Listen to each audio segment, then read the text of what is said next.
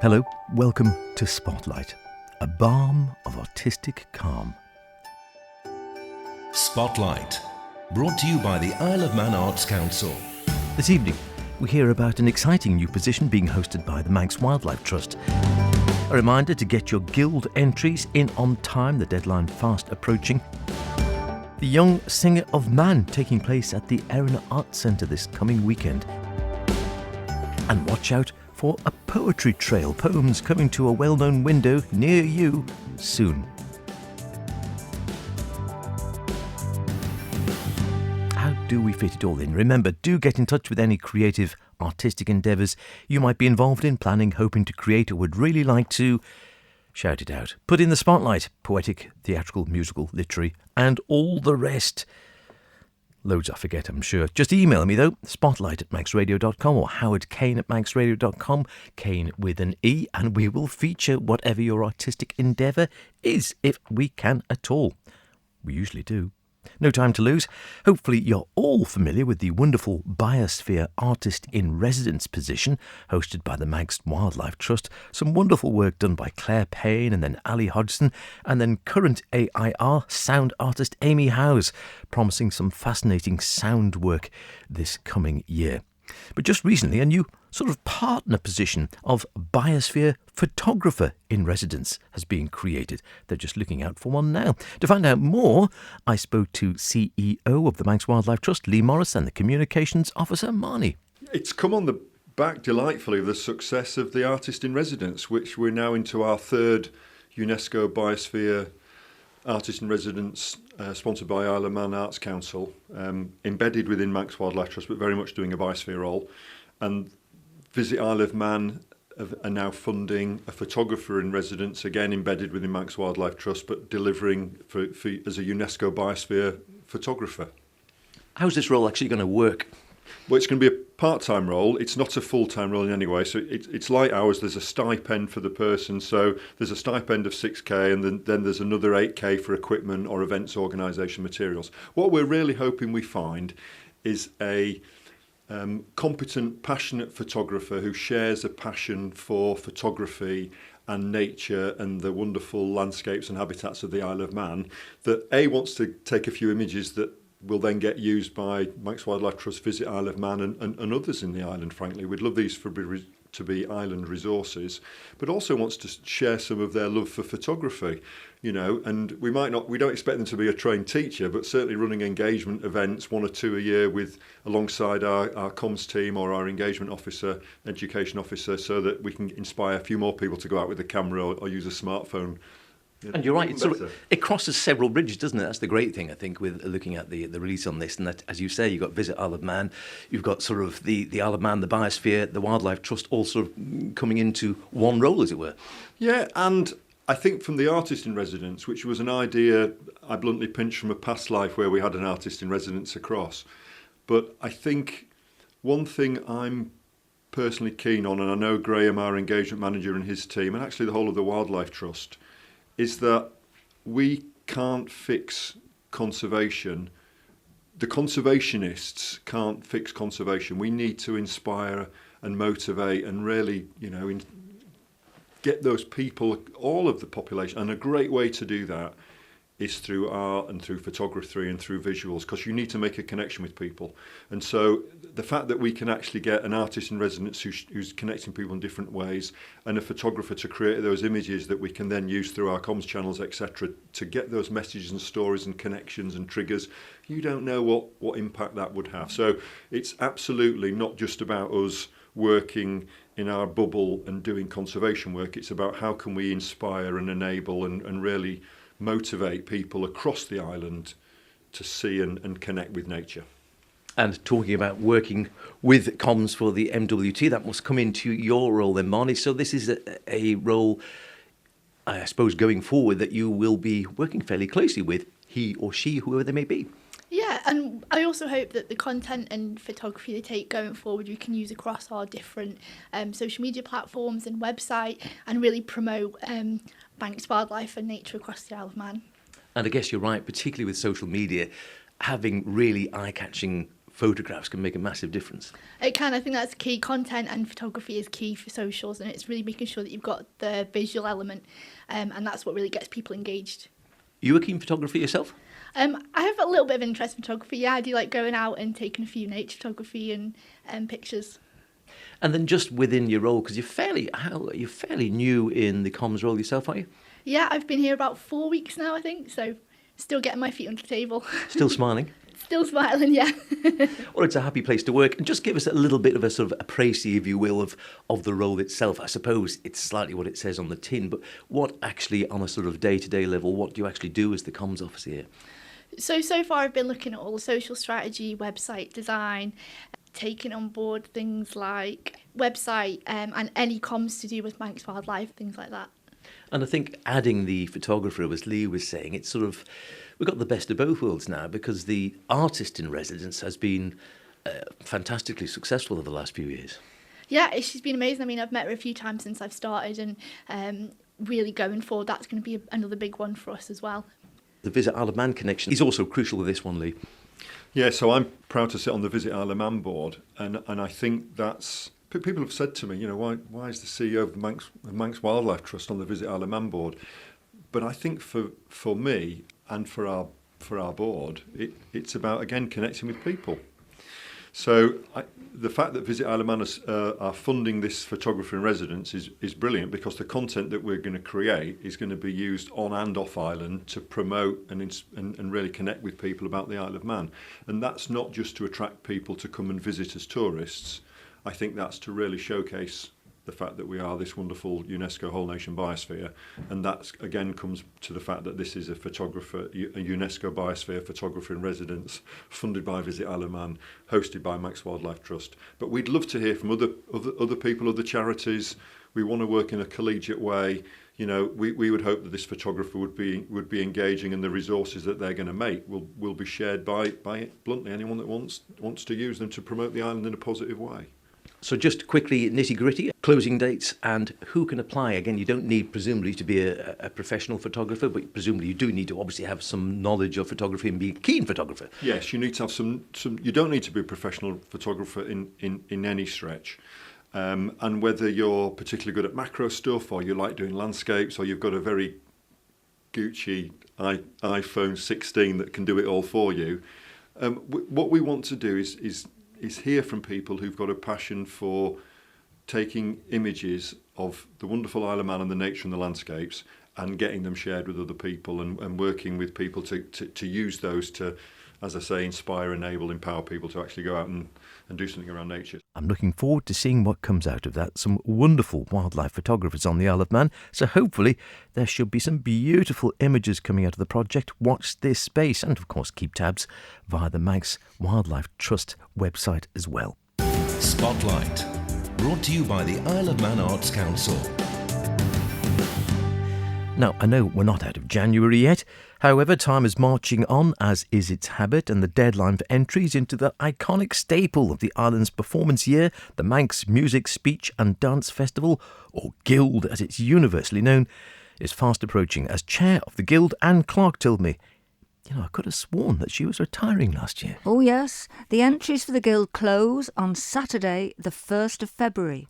And I would ask you to please get your entries in early. If you leave online entries until the last minute and encounter a problem, then you will have a problem. Leaving them late causes great difficulties for our long-suffering entries secretary. I bet it does. And people can enter online now as well, that they don't have to get the paper one. No, online entry is available at www.manxmusicfestival.org, and the paper entry forms can be found in the syllabus, copies of which are now at the Wessex Garage, Morrison's Photography in Bucks Road, the Sea Terminal Welcome Centre, S&S Motors in Castletown and in Ramsey. Now, if you're submitting scripts or music, please make sure that they are suitable for family audiences, otherwise they'll be rejected. That sounds fair dinkum, I think. And we say the 1st of February, and I think we say most years that there's no leeway on this, so you can't say, I'll get it in by the 3rd, that should be all right. No, not there going to is happen. no late closing date. All right, so be warned, if you're wanting to get it in by the 1st of February, or You won't be in the guild. Yes. As simple as that, I guess. As you were saying, so you can get the Wessex garage and Morrison's as well. S&S Motors, I think, and in Douglas down at the The Welcome sea Centre. terminal, yes, there's a few down there, yes. Also, it's time to make sure that your trophy is engraved and then nip out for a tin of Silvo. Do trophies not come back each year, some of them?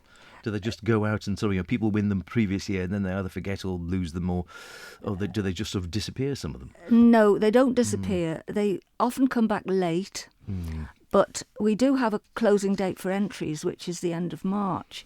But they're pretty good to come back.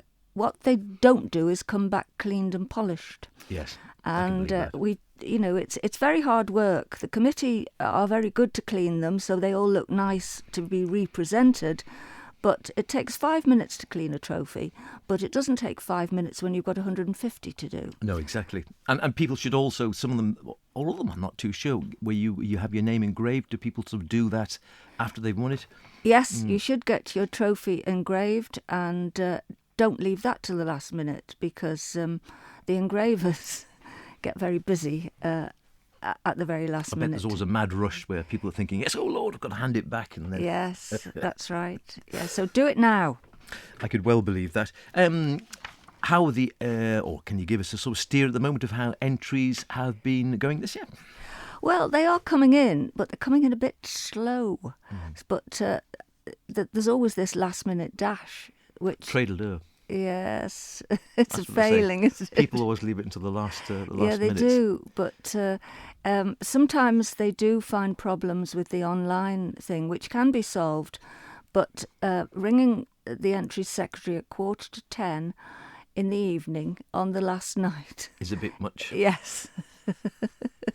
And then again, there's always over the years, and we've spoken about this before, how sort of classes come and go in popularity, and that for some, you sometimes find for 10, 20 years one particular class, songs from the shows or something, is hugely popular, and there are dozens and dozens of entries, and other classes sometimes will go the other way, and they're once popular and they get quieter and quieter, and people Yes, sort of drop they out of do. them. It's amazing, and this causes us difficulties with the programme because we have to time the programme and fit everything in, and that means sorting out the entries. And if we get the entries in early, we can do a lot more quickly. And I know you've been trying again over the years. It's that thing of, I suppose, paying attention to changing trends, and that some things change. And I know there have been a few new classes tried out, and sometimes they seem to do really well, and other times they sort of last a year or two, and then there just doesn't seem the numbers to actually keep the classes going. Yes, well, we tried a drag class because it seemed that there'd be a lot of demand for it, and there wasn't. Good drag scene. Yeah, there wasn't. So we're giving it one last year. So if you have ambitions to enter the drag class, well, this is going to probably your last chance. All right, so it is running this year, but It is running unless it's this well year. populated this year, it could be Yes. its last. No, but most of the classes are on the up, and they're doing pretty well. So we're keeping them all going. Excellent. That's what I'd like to hear. And I know I've got another note I've scribbled down here as well. The Cranmer competition. Yes, now the Cranmer is an annual competition organised by the Prayer Book Society, whereby children recite passages from the 1662 Book of Common Prayer. It's open to all young people of any faith or background between the ages of 11 and 18. Regional heats take place, and this year the Guild is hosting the Isle of Man Diocese Heat, which will be held at St Thomas's Church on Sunday the 27th of April. Readings are own choice from the Book of Common Prayer and must be between 3 and 5 minutes. 2 class winners will qualify to go to the national finals in February 2026 to be held at Hampton Court Palace in London. Entries need to be made again by the 1st of February, and they can be entered with the Guild syllabus or on the Guild online. To help prepare for the competition or get general advice and hear past winners reciting, visit the Prayer Book Society website, which is www.pbs.org.uk, where there's an information booklet. We've been very successful in the national finals, producing several winners. It has been said that it's a good way to gain self-confidence and social skills. So, if you don't enter, then you won't win. This is true. This is true, and it's something. So this doesn't happen every year at the Guild. Then this is the first time. We are hosting it this year. It's not actually part of the Guild. It's just happening at the same time as the Guild, under our aegis, as you might say. And it's something, again, I suppose it's an unusual thing. Again, it'd be interesting to see what sort of numbers go into it, because you might think in modern times that people might not be so keen on this. But there again, it's often surprising how some, as you say, readings like this, or where it's increasing your social skills, can actually be far more popular than you might think. Yes, well, years ago, going back 10 or 15 years, this competition used to take a whole day. Wow. And we had entries from Sunday schools and churches, but it's dropped off a lot. But we do have entries, and it is a very good thing to do. And going to Hampton Court and Lambeth Palace, it's been in lots of wonderful places. It's a wonderful thing to happen, and it's great on a CV, of course. Of course, some of the singers taking part in the Guild may well be taking part in another prestigious event on the calendar, which is taking place somewhat sooner than the Guild, as Pip Rolfe at the Erin Arts Centre reminded me when I was down south last week.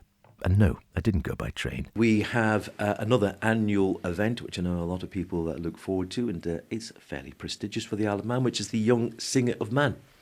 Young Singer takes place January the 25th and 26th, which is Saturday and Sunday. So we have the junior section on Saturday and the seniors on Sunday. And we've got a very fine panel of judges, headed up by Jane Corkill this year. We have Chris Sullivan, we have Ruby Biscoe-Taylor, and Ruth Keggin. That is a good mix. Yeah, it's a really fun. We've wanted to make sure we'd covered all bases and have a really sort of good spread of opinion on the jury, and we also wanted to keep it. I think it's important that the Young Singer of Mann has a local panel. It's different from the Guild and other competitions. And we wanted to make it as accessible and friendly as possible, with hopefully people, on the jury that everyone will know. So it's a nice kind of inclusive event. And what's the sort of format on the day for that? 2 songs. Everyone sings 2 songs, one of which must be accompanied by our excellent and very long-suffering accompanist Madeline Kelly. So you can sing one unaccompanied if you choose, and that's it. It's a 2-song shootout. And you get all sorts of different styles, or all in the more classical style? Yeah, no, we encourage people to select contrasting styles, so it gives you as much idea of their skill set as possible. And you get a good sort of range of entrants coming into that these days, because you never quite tell with some of these things. They sort of go in cycles of being really popular and then sort of not so popular and then popular again. How is it at the moment? Okay, so last year we broke all records for the competition with 40 entrants. This year we've got 54. Wow, that's amazing. So it's going to be a songathon, both, and it's spread out really evenly. It's 27 each day, each class.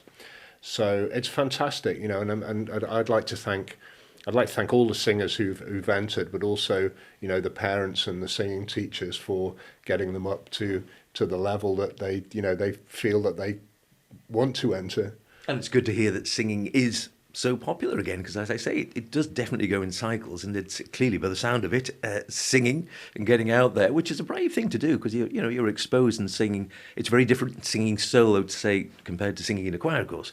Yeah, it's incredibly brave. I say that every year when I do a little intro. I think they're all a bit crazy, but talented but crazy. Yeah, and it's a lovely event, and it's all about getting people up singing. That's what we want to do. The fact that it's a competition is almost secondary, but people still want to win it. Absolutely. And can you come along and watch that or not? Yeah, absolutely. Obviously the tickets are quite limited because the capacity of the room is cut down because we have all the competitors in the room and we've got the jury in there. So there are still tickets left, but they won't hang around. Right, and you can get those online? Yes, indeed. Marvellous. There's something to start the new year. Young Singer of Mann, and yes, he or she picks up the accolade then at the end of the, is it, I think, actually the end of that day? Yes, that's right. Oh, and also last year's Young Singer, Ori Wilson, will be coming in to sing a couple of songs while the jury make up their minds. So you've got a chance to see what a kind of year's experience of having that title can do for you. From songs to poetry, just time to tell you about this year's Isle of Man Poetry Society Poetry Trail.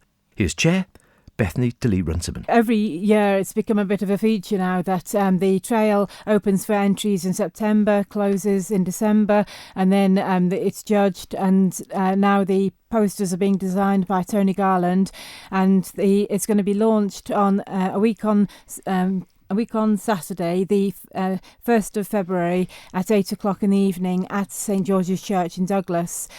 So what happens in the church, we have reading out of the 10 winning poems, and the poets get their A3 copy of their poem, and we also have 5 highly commended poems this year as well. So there'll be 15 poems read out, and then after the readings we have some refreshments in St George's Church in Douglas. So yeah, this is the adult one. We had the children's one. The children's booklet is just about to come out as well. I'm going to read out one of the highly commended poems. It's by a lady called Marjorie Marsh, who's been a member of the Poetry Society for a long time, and her poem is called Conversation with a Churchyard Tree. Standing in the churchyard of Maloo, like you, my roots are there in the soft brown earth. My forefathers are sleeping, they are my roots. Your roots are seeping into the soft brown earth. You're feeding off my ancestors, their flesh has become your coil. I have their blood in my veins, you have their sustenance in yours. I, with my DNA from those of yesterday, I wonder, do you have some too? Grandma was wrecked with arthritic pain. Are you the same? With your deformed branches, mocking Grandma's stances. But what makes us now to each other? Are we sister or brother? So it's a lovely little poem. That is lovely, isn't it? Yes. Yeah. You can sort of just imagine sort of standing there, and I think we've all had that thing when you're in a graveyard or a churchyard, and there's often lovely trees there and all the headstones, and you can get lost in dreaming about all the people and your sort of ancestors and such like. A lovely piece. So that's going to be read out. The winners then, they're printed up and they will then be placed in windows around Douglas. Yes. 10 venues around Douglas. Shop windows, library windows, cafe windows. So 10 of them from Noah Bakehouse in a trail wandering around Spill the Beans Cafe and then down to the sea terminal and then back along Strand Street, and then we have the Villa Marina has one in their foyer, and then Eurocycles always has one in their window as well. The venues have done this for several years now, most of them, and they're very good with us. The posters stay up for a month, so 10th of February to 10th of March the 10 posters will be up, and you can get a trail guide nearer the time from Douglas Library, HBN, or the Manx Museum Library, and that trail guide will show you exactly which poem is where, who wrote it, and you can try have a wander around the trail around Douglas if you've got some time. That's the lovely thing. I think you can do exactly that. You can get the map and you can sort of follow the trail and do it all in one hit, or of course they are there for that month and you can just sort of pick them up, off and on as you're walking around. You can sort of bump into one and have a read and enjoy it that way. It's very important to have poetry visible to people and easy to access. So many people were put off in English GCSEs or O-levels from poetry that people don't often come across it. So to have it in the windows where people can just stop, have a read. And the poems are so different. We've been really lucky recently on the Isle of Man in the poetry scene, we've had quite a few new faces, and they are producing some absolutely amazing poems. We have poems, we have short poems, long poems, we have funny poems. The judges were Dr. Sarah Lockyer, who is a retired English teacher, and she's a wonderful poet herself. We have Roger Bloor, who's recently come over from England to live on the Isle of Man, and he produces anthologies of poems with two other people, plus he's an amazing poet himself. So we're blessed to have these two people to do the judging. And what happened this year was that they actually recommended some improvements in a couple of the poems, which the poem was really good, but could just have a bit of a tweak with the title or the layout, and that's happened this year as well, which has been really good. Oh, lovely. And we were just saying as we were coming up to record this that it's a bit of a special year, as it turns out, for the Isle of Man Poetry Society. Yes, I recently had to find the constitution of the Poetry Society for the Isle of Man Bank, and realised that it was set up on the 11th of February in the year 2000, which means that this year is a 25th anniversary of the Isle of Man Poetry Society. So we got an AGM on the 16th of February. It's a Sunday evening, 7:30 to 9:30 in the Archibald Knox meeting room. If you're interested in poetry, come along and listen to what we've done, but also we're going to make some plans to celebrate 25 years of poetry on the Isle of Man. Keep your eyes peeled for those poems around town, and of course special events for the 25th anniversary of the Poetry Society. That's about it this week. If you want to hear anything again, of course, go to manxradio.com, download the Spotlight podcast, listen where and when you want. Why not try it whilst trying to nail your garden furniture to the floor? See you next week, when we'll be hearing all about the auditions for a very special performance of Midsummer's Night Dream, among other things. See you then. Whatever you're doing, be creative about it. Himu.